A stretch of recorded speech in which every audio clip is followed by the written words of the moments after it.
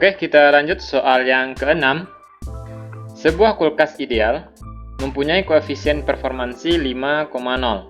Jika suhu ruang di luar kulkas adalah 27 derajat Celcius, suhu paling rendah di dalam kulkas yang dapat diperoleh. Soal ini berkaitan dengan koefisien performansi mesin pendingin ya adik-adik. Nah, sebelum kita menentukan rumusnya adik-adik, kita lihat dulu data yang diketahui di soal.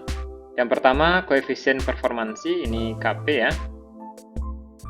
Kemudian suhu ruang di luar kulkas, ini adalah suhu tinggi ya, suhu tinggi itu T1.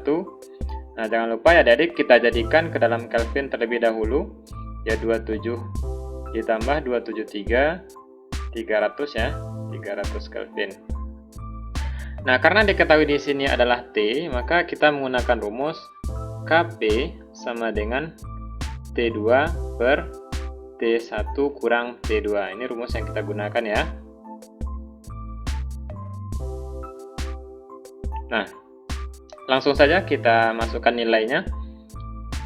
Kp5 sama dengan T2, ini akan kita tentukan, per 300 dikurang T2. Oke, kita kali silang. 1500 dikurang 5 T2 sama dengan T2 ya, T2 nya kita pindahkan. 1500 sama dengan 6 T2. Nah, sehingga T2 kita peroleh 1500 bagi 6 ya. Nah, hasilnya sama dengan 250 Kelvin. Nah, jawabannya adalah E. Soal berikutnya berkaitan dengan gelombang. Bentuk suatu gelombang transversal sebagai fungsi kedudukan digambarkan sebagai berikut. Dua titik yang fasenya sama adalah, nah syarat dua titik yang sefase adalah, ya syaratnya bahwa jarak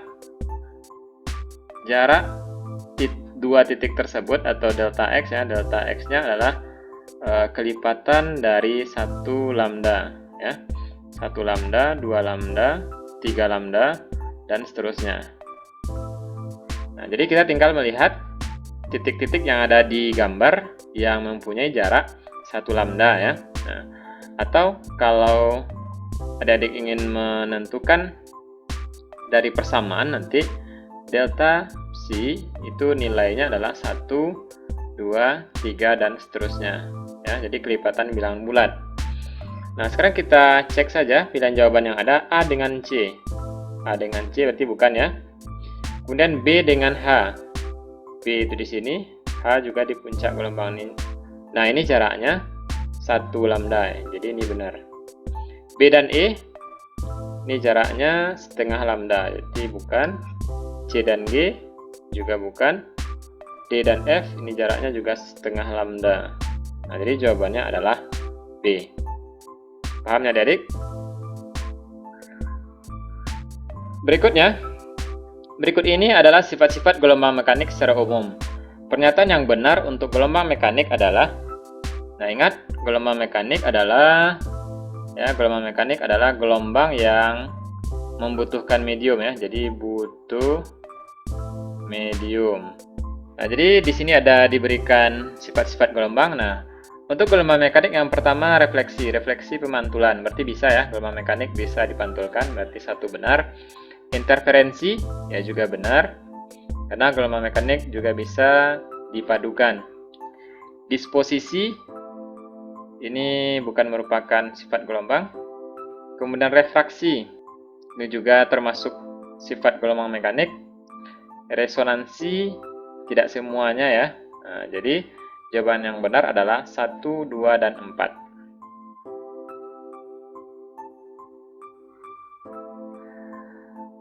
Perhatikan gambar berikut. Jika gelombang tersebut terjadi selama 5 sekon, cepat rambat gelombangnya adalah.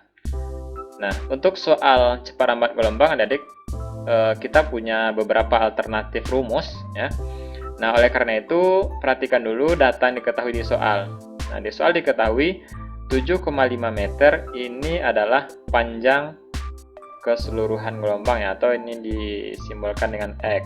Nah, Kemudian, waktu terjadinya gelombang selama 5 sekon. Ini T. Nah, maka untuk menentukan kecepatan V, kita cukup menggunakan rumus X per T. Ya, ini hampir sama dengan rumus gerak. Nah, jadi kita tinggal bagi saja 7,5 per 5.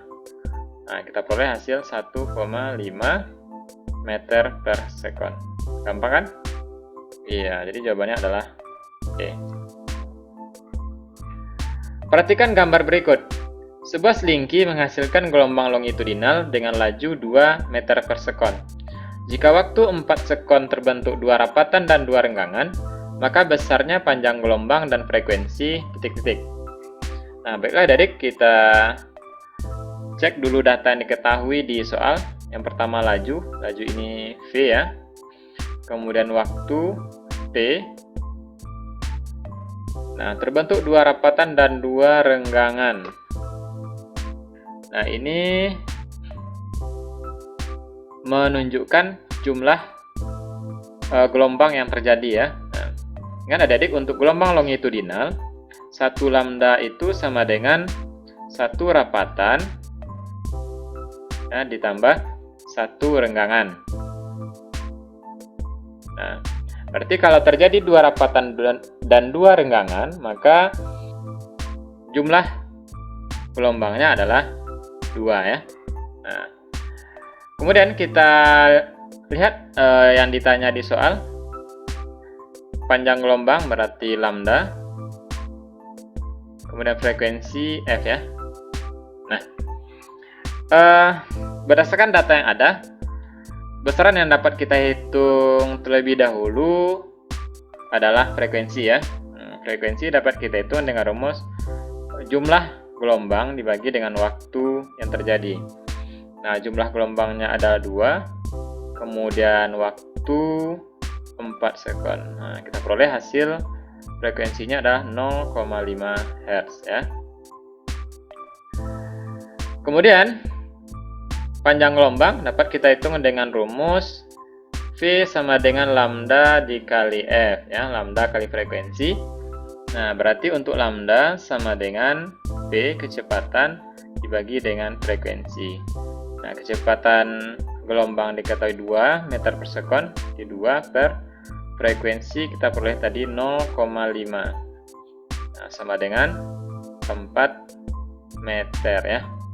Nah, jadi jawabannya untuk soal ini adalah panjang gelombang 4 meter dan frekuensi 0,5 Hz. Ya, adik-adik? Nah, jawabannya adalah A.